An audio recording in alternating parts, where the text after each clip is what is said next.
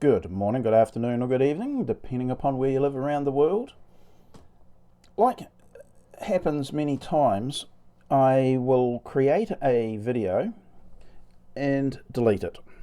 Delete it because I've made an error or I've superseded with something else that needs to be included. And that's the case this time. I've added to the previous video because in my attempt to show the base model or idea that I want to use, I thought, well, I better go ahead and show the other options as well. And by doing so, I've actually swapped my preference, kind of, for the also ran type versions, which is this one right nearest us here, which I'll show you in a moment. The point is that there is the need for an angled washer or nut or a flange to act as an interface between the bolt head and the inner surface of the hub. Because the hub and strut are at angles to each other in my version of the hub design or style, we don't want to load up the bolt or cause any problems. So I thought we could make up a jig like this for our belt sander, or belt sander, yes, you could make it for that, or our bench sander, and over and above using a grinder, the bench grinder or angle grinder. We could make up a jig, attach it to this part of the sander with a screw. You could wind it in, angling this part of the jig, and with an inclinometer get a very accurate reading. And that way we can then angle, I'll just hide a couple of things and then we'll come back to them. We could then angle our interface, our angled washer. This one was for this instance, was a 25mm square piece of solid steel, a hole drilled through the center for our bolts, and cut to the angle for the specific hub position in the dome structure. That means that this part here and the corresponding on the other side would touch the inner surface of the hub, creating a very nice interface between a curved surface and a flat surface. Very, very stable, and I think good idea. Then I thought, well, rather than having to buy or make these flats and then cut them on a specific angle, why can't we just use a nut? Now we could use say a 16mm nut for when we're using a 12mm rod, etc., or some such, and threaded rod, approach, or present it to the sander, and we angle it to the correct position or angle. This has the benefit that these edges on the nut, similar to this, will interface with the hub and create a stable structure for our washer and bolt to mate up against and screw into the strut. And then this was a pipe where we could cut it into sections, rings. Again, similar thing, present it to our bench sander, cut it off, and we've got a nice neat looking interface washer, angled washer.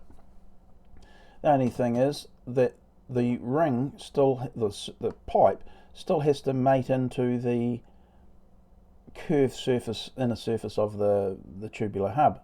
So while this is very neat, it has that downside. So this is kind of like being put on the back burner. Interesting, don't think I'll use it. And then we had another pipe where it is cut along its long axis and then tickled up a little bit so it gets the exact same angle using a jig like this, which you could understand. It's just the diameter of the pipe itself, the outside diameter. It sits in, it can hold the pipe, and we just present the pipe to the sanding surface and we get quite a nice interface. Now this was done as an afterthought, and because I wanted to show these ones as being the two options I was going to choose. But by going down that path just a little bit further, just to complete, just for my own satisfaction, if nothing else, I started to have another think about this, and I've kind of let it rise to the surface, and it really now has prime position in my thinking. Like this one. This one's good because we can just buy the nuts at the shop and then grind them to suit. But this one has the benefit of being able to nest into the inner surface of the hub, and with the cut on it, which we're doing to these other ones anyway, we achieve that interface for the nut, or the bolt head, or the nut head and washer. So it's interesting when we do one project that we spill over into others, and it's that going that extra mile that allows us to see into the idea or our own shortcomings when we're doing things. And have I got shortcomings coming out the yin yang? And it's that niggling doubt all the time that I want to resolve these questions before they become a problem. A friend of mine, I think it was the first or second house I ever built, I designed it myself, built it myself with the assistance of a friend on occasion, another builder, and he made the comment, well, why am I going to all this elaborate effort to make these particular measurements in the wall, straightening the walls, the outside walls?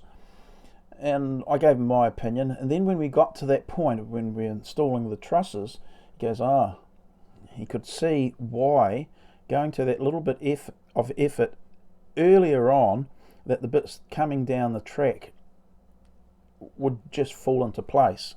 And it's those little things that you learn, that if there's a process, go through the process as much as you can, and it may be that you decide, no, I'm not going to do that, that's not a good idea.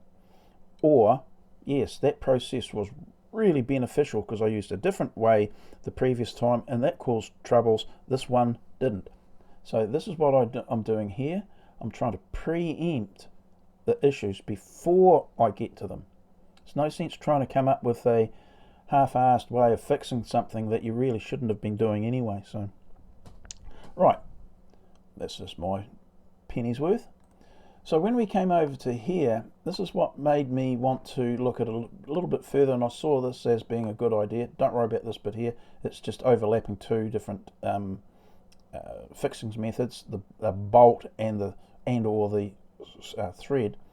But this interface allowed me to look at it a little bit closer and think, while it's not necessarily the prettiest way of doing it, I still think this one here is, it covers off my, not concerns, but my preferences for having things work a certain way to eliminate the problem later on, a bit like that truss or the wall alignment issue. I looked at all the versions that I've got here. I like this one for different reasons, because you don't have to actually put an angle on it, because by the fact that it is circular, it will more or less find its own angle for every position of the strut and hub interface. So I like that for a different reason. I like the square version because these two lines here, like I said in the other, when I had the bench sander example, that this line will mate up against the inner surface perfectly. So this has still got, it's high on the list, and it looks quite neat. This has advantages that this doesn't. It doesn't look quite as neat, but with that added advantage of, excuse me, a croaky voice, but the advantage of it being able to nest into the curve kind of lends it rises possibly to the top. So what I need to do, grab a bit of pipe, I've got plenty of pipe lying around, I'll find a bit, cut it to a section length, angle the cut as close as I can get to a theoretical interface angle, and see how it goes. This I have to purchase if I went to get a bit of square stock. I don't have any of that lying around, but I do that, and that's another thought. Box section, heavy wall box section. Because the washer used would straddle the box section, and box section's a lot easier to cut and obtain than this. Because it is a box section, it means that it will flop around and it won't locate on a hole like this one's got drawn, as you can see, or drilled in it. So that's the advantage of having a solid section. But yeah, and that's the point. I hadn't considered box section before, just hollow section. So could it work? Maybe. What downside? Well, it doesn't have the automatic location if you've drilled it. That's the point. It doesn't need drilling. Thinking. I'm going to have to think about that. Well, that just reinforced my view that if you keep on going through the iterations, you might come up with something you hadn't thought about before, like I just did then. Rightio, better leave it alone. I'm going to have a look at that idea, and then I'll get back to you in a future video. Rightio, see ya, bye.